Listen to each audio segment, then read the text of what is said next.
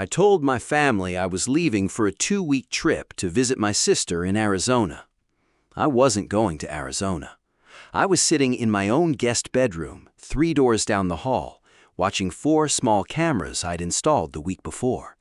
And by the second night, my daughter said something to the camera in my own living room that I still haven't fully recovered from hearing.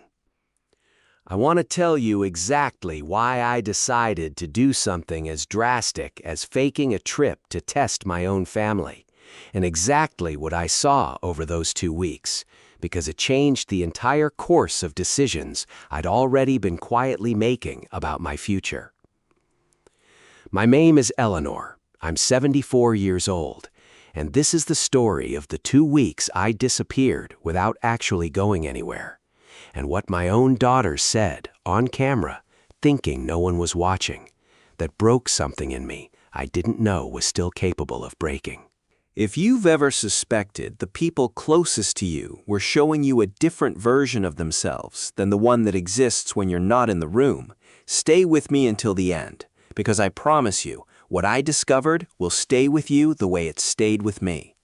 And if these kinds of stories matter to you, hit subscribe, because there's more where this came from. Let me take you back to where the suspicion actually started, because I think it matters more than the trip itself. My husband, Gerald, passed 4 years ago. A sudden aneurysm that took him within hours.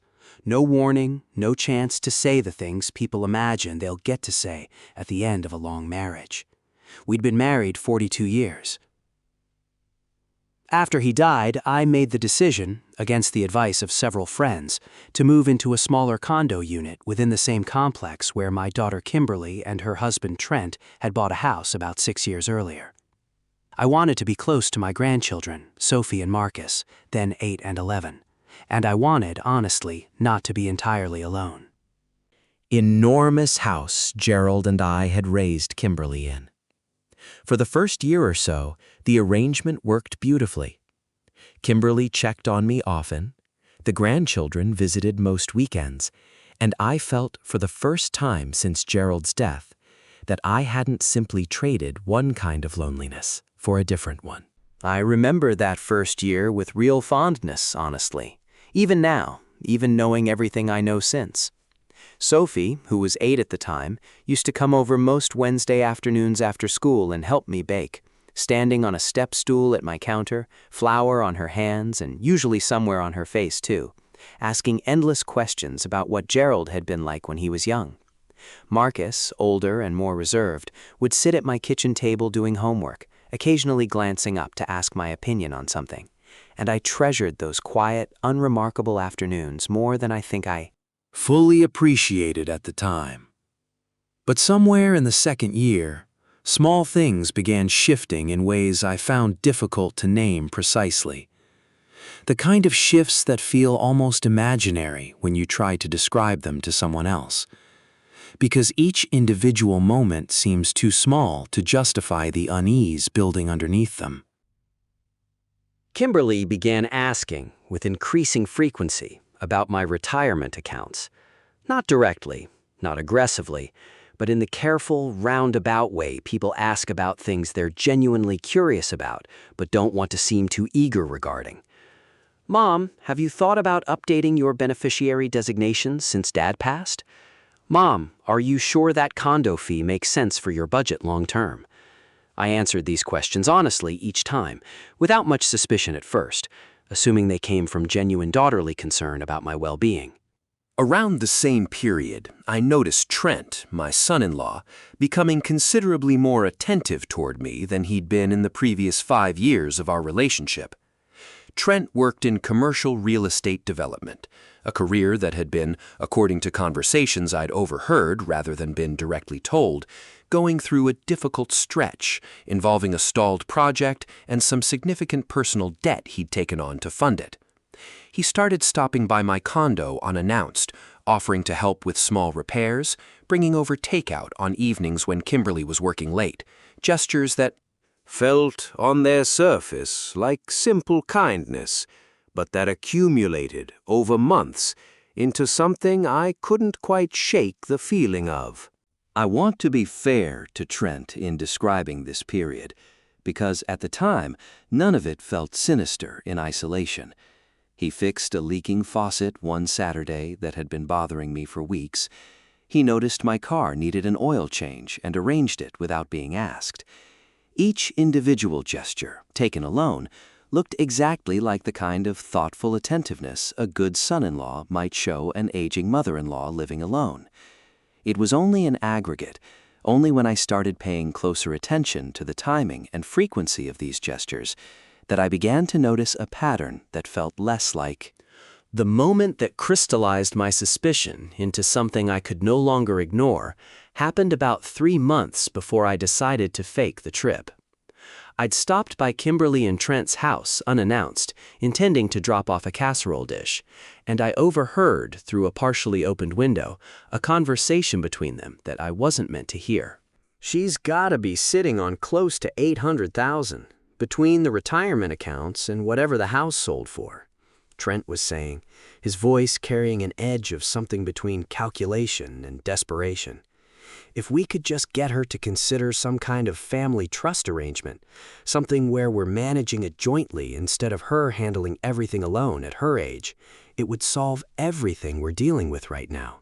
I don't know, Trent, Kimberly's voice responded, quieter, more hesitant. She's still sharp. She's not going to just hand over control of everything because we ask nicely. Then maybe we need to help her understand why it makes sense, Trent said. People her age get scared about being a burden. If she starts feeling like she can't quite manage things on her own anymore, she'll be a lot more open to letting us help. I stood outside that window for a long moment, holding a casserole dish, feeling something cold settle into my chest that had nothing to do with the autumn evening air. I didn't knock. I turned around, walked back to my car, and drove home without delivering the casserole and all, sitting in my own kitchen for hours afterward, trying to understand what I'd actually just heard. I remember that drive home more vividly than almost anything else from that period. The specific quality of the streetlights along the route I'd driven 100 times before. The casserole dish sitting untouched on the passenger seat, still warm, still meant for people I suddenly wasn't sure I fully knew anymore. I sat at my own kitchen table until nearly midnight that evening, the casserole finally cold, going over the conversation again and again in my mind, trying to find some version of it that didn't mean what I was afraid it meant. I want to be honest about the several weeks that followed, because I didn't act immediately. I told myself for a while that I'd misunderstood the context, that Trent's financial stress was making him say things he didn't fully mean, that Kimberly's hesitation in that conversation proved she wasn't actually complicit in whatever he was suggesting. I wanted, desperately, to find an innocent explanation, the way I think most parents want to find innocent explanations for things they overhear about their own children. But small things kept accumulating. Kimberly began forwarding me articles about helping seniors navigate financial planning, always with a casual, unbothered tone that felt, in hindsight, considerably less casual than it had originally seemed. She mentioned twice a financial advisor Trent knew who specialized in family wealth management, someone I'd never met and had no interest in meeting. And during one dinner, she asked almost offhandedly whether I'd ever considered adding her as a joint signer on my accounts, just in case anything ever happened to me suddenly, the way it happened. I didn't confront her about any of this directly. I want to explain why, because I think the reasoning matters. I understood from that overheard conversation that whatever Kimberly and Trent were discussing was still in an early exploratory phase, something forming in private conversations rather than direct requests to me. I worried that confronting them prematurely would simply drive the entire conversation deeper underground, teach them to be more careful about what they said in front of me rather than actually resolve the underlying concern. So I decided, after weeks of turning the problem over in my mind, to do something considerably more drastic. I decided to disappear, briefly, and see what happened in the space my absence created. I want to explain the mechanics of what I actually did, because I think the specific method matters for understanding how thoroughly I approached this. I told Kimberly, about a month in advance, that I'd be visiting my sister, Marion, in Arizona for 2 weeks, a trip I framed as long overdue, given how rarely I traveled since Gerald passed. Marion, who lives alone and was fully aware of my actual plan, agreed to cover for me completely, confirming the trip if anyone called to check, forwarding any texts I might need to respond to from an Arizona number using a second phone I'd set up.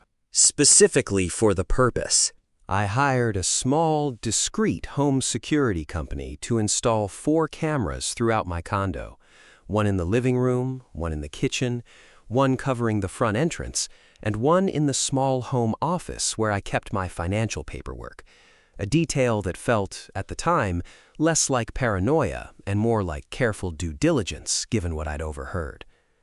I gave Kimberly a spare key months earlier, ostensibly for emergencies, and I mentioned to her in the days before my supposed departure that she was welcome to check on the condo periodically while I was away, water a few plants, make sure everything was in order. I left on the appointed day, driving my car to the airport parking garage as though genuinely departing. And then having a friend, someone entirely outside my family's awareness, pick me up and drive me to a small extended stay hotel about 20 minutes away, where I settled in with a laptop connected to the camera feeds and considerably more patience than I expected I'd need. The first 3 days were uneventful, almost disappointingly so. I watched Kimberly stop by briefly to water plants, exactly as I'd suggested, staying only 10 or 15 minutes each visit, nothing suspicious in her behavior at all. I began to wonder, during those first days, whether I'd overreacted entirely, whether the conversation I'd overheard had been nothing more than a difficult moment in Trent's ongoing financial stress, rather than any genuine plan targeting me specifically. I spent those first 3 days in a strange, suspended kind of loneliness, watching my own home from a hotel room 20 minutes away, feeling something between guilt and vindication with each uneventful hour that passed.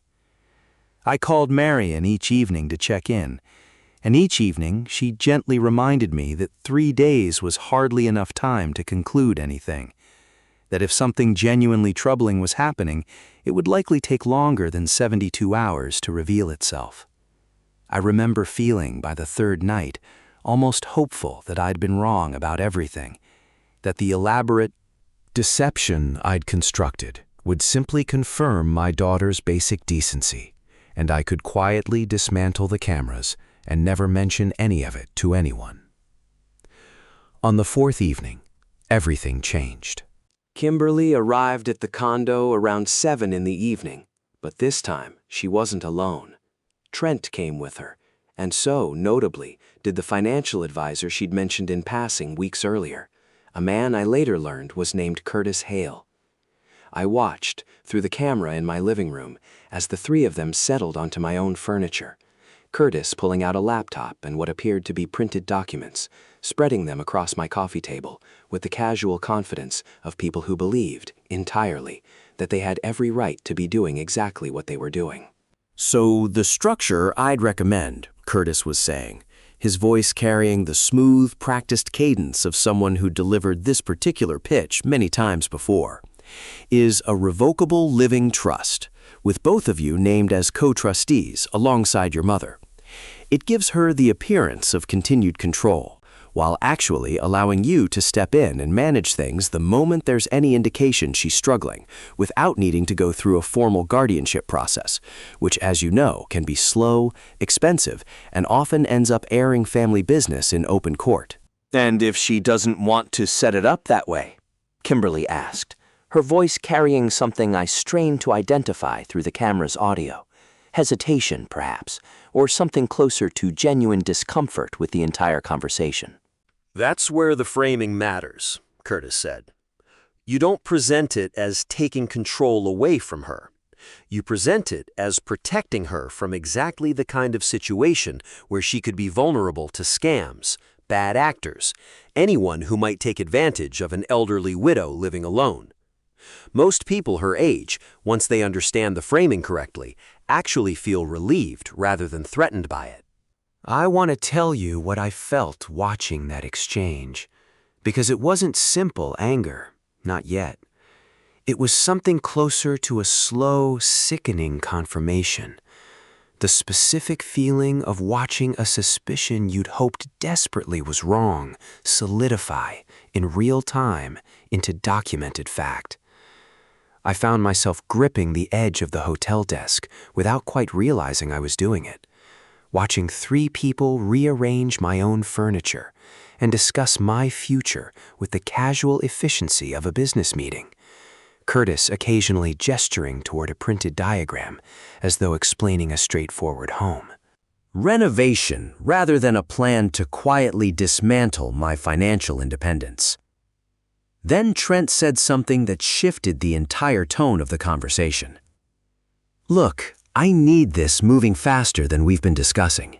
The Riverside project payment is due in 6 weeks, and if I don't have access to additional capital by then, I'm looking at losing the deposit entirely, which means losing the whole development deal. I can't keep stalling on this. Kimberly went quiet for a long moment on the screen, and then she said something I've replayed in my mind more times than I can count since. Trent, I don't feel good about rushing this. She's my mother. I don't want to do something to her that we can't undo just because your project is behind schedule. For a brief moment, watching that exchange, I felt something like relief, a flicker of hope that my daughter's hesitation might actually hold, that whatever pressure Trent was exerting might not be enough to override her genuine discomfort with the plan. Then Curtis spoke again, and Kimberly's resistance seemed to soften in a way that broke something in me far more thoroughly than anything Trent himself had said. Kimberly, I want to be honest with you about something. Your mother is 74 years old. Statistically, she has somewhere between 10 and 20 good years left, if she's fortunate, and a meaningful percentage of people her age develop some form of cognitive decline in that window. If you wait until there's an obvious problem to address this, you'll be doing it during a crisis, under far worse conditions than setting it up. Now, calmly, while she's still sharp enough to sign the paperwork herself without anyone questioning her competency. This isn't about taking advantage of her. It's about being prepared before the harder version of this conversation becomes unavoidable. And then Kimberly said the sentence that broke me. Not shouted, not cruel in tone, delivered instead with the quiet, resigned practicality of someone talking herself into something she still wasn't fully comfortable with. I guess you're right. It probably is better to handle it now, while she still trusts us completely, rather than waiting until she doesn't.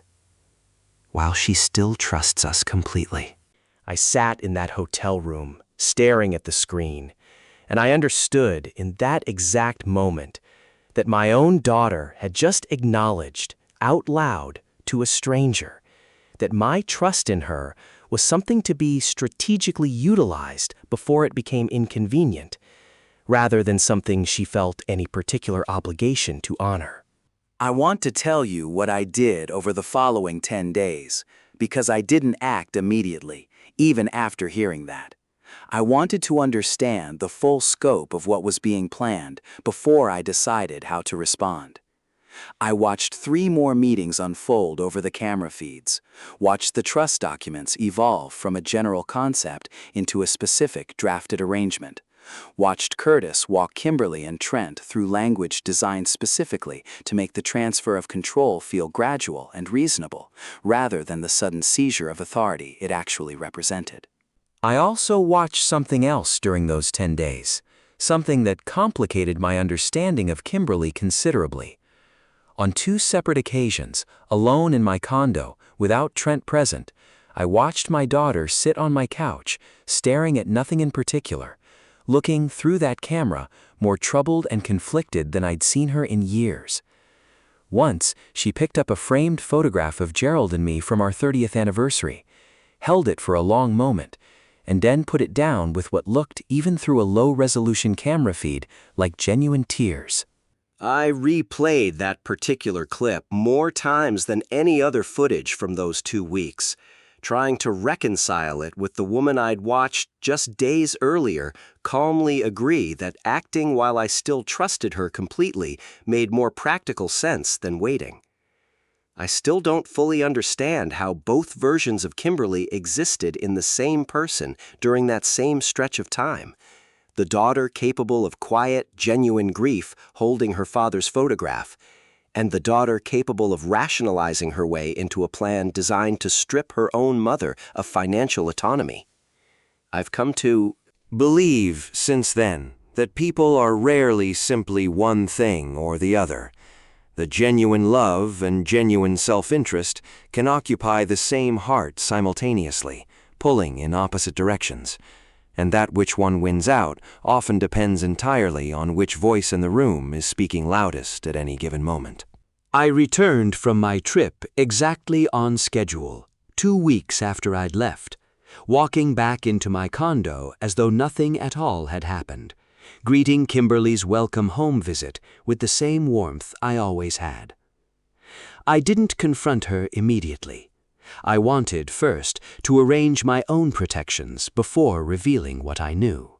The week after my return, still carrying the particular heaviness of everything I'd witnessed, I met with an elder law attorney, a careful, thorough woman named Patrice Coleman, presenting her with everything I'd recorded. She helped me formalize a comprehensive power of attorney, naming my sister Marion as the sole authorized party for any future incapacity, explicitly excluding Kimberly and Trent from any financial authority whatsoever, along with a clear notarized statement of my current mental competence to preempt any future claim that I'd been anything other than fully capable when I invited Kimberly to lunch about 3 weeks after my return, and I told her everything. The overheard conversation months earlier that had first raised my suspicion, the decision to fake the trip, the cameras, the 10 days of recorded meetings, Curtis Hale's specific language about framing and waiting until there's an obvious problem. I watched my daughter's face move through disbelief, then horror, then something that looked finally like genuine shame. "Mom," she said, her voice barely above a whisper, "I need you to know I never actually wanted to go through with it. I kept telling myself we were just exploring options, that nothing was final yet. But I think some part of me knew, the whole time, that I was letting Trent's panic push me somewhere I didn't actually want to go." "I know," I said. "I watched you sit alone in my living room more than once, looking like you were fighting with yourself about exactly that. But Kimberly, I need you to understand something important. You said, out loud, to a stranger, that it was better to act while I still trusted you completely, rather than waiting until I didn't. I need you to sit with what that sentence actually means, because I don't think you fully reckoned with it yet. I want to tell you what happened over the following months, because the resolution here took considerably longer than a single conversation." Kimberly and Trent separated about 4 months after that lunch, a separation that had, according to what Kimberly told me later, been building for reasons that extended well beyond the trust arrangement itself. Trent's financial recklessness, a pattern of decisions made unilaterally without genuine partnership, the specific way he'd been willing to use his own wife as a tool to access resources, rather than facing his business problems honestly and directly. Kimberly told me, during one of our increasingly honest conversations, that watching the recording of that meeting with Curtis had been the moment she finally understood something she'd been avoiding for years, that Trent had a pattern of treating the people closest to him as resources to be managed, rather than partners to be respected, and that she'd simply never had proof clear enough to stop making excuses for it, until she was forced to confront exactly how far he was willing to go. Curtis Hale, I later learned through a mutual acquaintance, had 2 other complaints filed against him with the State Financial Licensing Board, both involving similar situations with other elderly clients' families. There's one more conversation from that period I want to share. One that happened about 2 months after the initial lunch, when Kimberly and I had finally settled into something resembling honest, regular contact again. She told me, sitting at my own kitchen table, that the hardest part of the entire experience hadn't been my anger, which she'd expected and felt she deserved, but the specific, quiet way I'd described watching her sit alone with Gerald's photograph. "I didn't know you saw that," she said. "I think some part of me has been ashamed of that moment ever since, more than almost anything else, because it means I knew the whole time exactly what I was doing to you, and I let myself keep doing it anyway." My relationship with Kimberly has been slowly, carefully rebuilding since then, though I won't pretend it looks exactly like it did before Gerald died. She sees a therapist now, something she started shortly after our lunch conversation, working through, as she's described it to me, the specific pattern of conflict avoidance that let her talk herself into something she knew, somewhere underneath the rationalizations, was fundamentally wrong.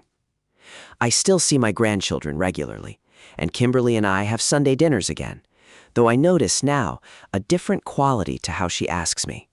Questions, a deliberate carefulness about anything touching my finances that feels, I think, like genuine respect rather than the calculated positioning I witnessed on those camera feeds.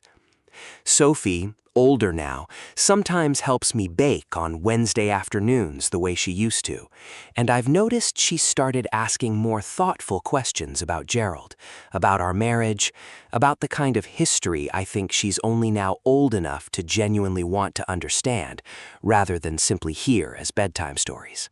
There's a particular image from those 2 weeks that I return to more than any other, more than even the conversation with Curtis Hale. It's the image of my daughter, alone on my couch, holding that photograph of Gerald and me, crying quietly in a house she believed to be empty. I think about how much genuine love was contained in that moment, running parallel somehow to a plan that would have taken advantage of the very same trust that love was built on. I don't think I'll ever fully untangle those two truths from each other, and I've stopped trying to. Some things about the people we love simply have to be held together, contradictions and all, rather than resolved into something simpler than they actually are. I think about those 2 weeks often, about the strange experience of watching my own home, my own life, unfold without me physically present in it. I think about the particular loneliness of sitting in a hotel room, watching people I loved discuss my vulnerability with a stranger. And I think, too, about the relief of finally understanding, with complete clarity, exactly what I was dealing with, rather than continuing to live inside a fog of half-suspicions I couldn't quite prove or disprove. If this story resonated with you, if you've ever suspected the people closest to you were showing you a different version of themselves when they thought you weren't watching, I'd love to hear about it in the comments below. And if you want to know what happened when Kimberly finally confronted Trent directly about what Curtis had said in that recorded meeting, that's a story too. Let me know. One final thought before I let you go. Patrice, my attorney, told me something during our final paperwork session that I've carried with me since. "Eleanor," she said, "most of my clients in situations like yours come to me after something's already been taken, a house, an account, a signature obtained under pressure. You came to me with proof, gathered carefully, before anything had actually been lost. That took a particular kind of courage most people don't have access to or don't allow themselves to use. I don't know if I'd call what I did courage exactly. It felt at the time more, but I've come to accept her framing of it since, because the alternative, waiting, hoping, trusting blindly until proof arrived too late to matter, was never really a version of myself I could have lived with afterward. Thank you for spending this time with me. I'll see you in the next one.